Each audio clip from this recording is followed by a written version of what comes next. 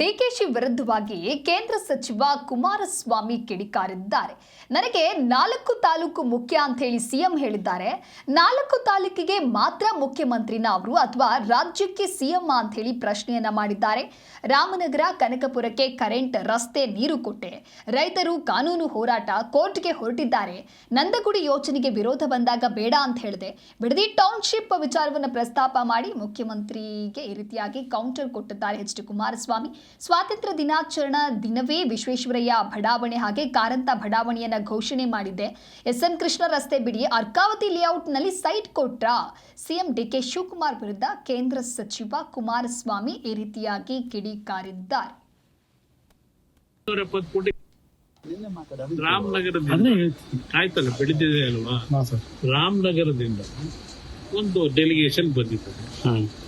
ರಾಮನಗರದ ನಗರದ ಅಭಿವೃದ್ಧಿಗೆ ಏನೋ ಒಂದು 770 ಕೋಟಿ ಕಾಮಗಾರಿಗೆ ಒಂದು ಹಣ ಬಿಡುಗಡೆ ಮಾಡಿಕೊಡಬೇಕು, ನಮಗೆ ಸ್ಯಾಂಕ್ಷನ್ ಮಾಡಿ ಅಂತ ಬಂದಿದ್ದು.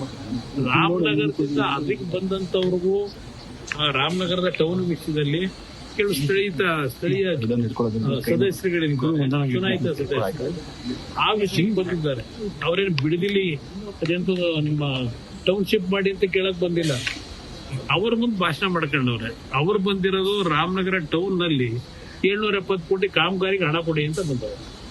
ಪಾಪ ಅವ್ರು ಹೇಳಿದ್ದಾರೆ, ನನಗೆ 4 ತಾಲೂಕು ನನಗೊಂದು, ಅಂದ್ರೆ ಇವ್ರೆ ಕರ್ನಾಟಕ ರಾಜ್ಯದ ಮುಖ್ಯಮಂತ್ರಿನೋ ಬೆಂಗಳೂರು ದಕ್ಷಿಣ ಜಿಲ್ಲೆ ಮುಖ್ಯಮಂತ್ರಿ. ಪಾಪ ಏನು ಕೆಲಸ ಆಗಿರಲಿಲ್ಲ ಅಂತ ಇವ್ರು ಬರೋವರೆಗೆ ರಾಮನಗರ ಜಿಲ್ಲೆ ಒಳಗೆ.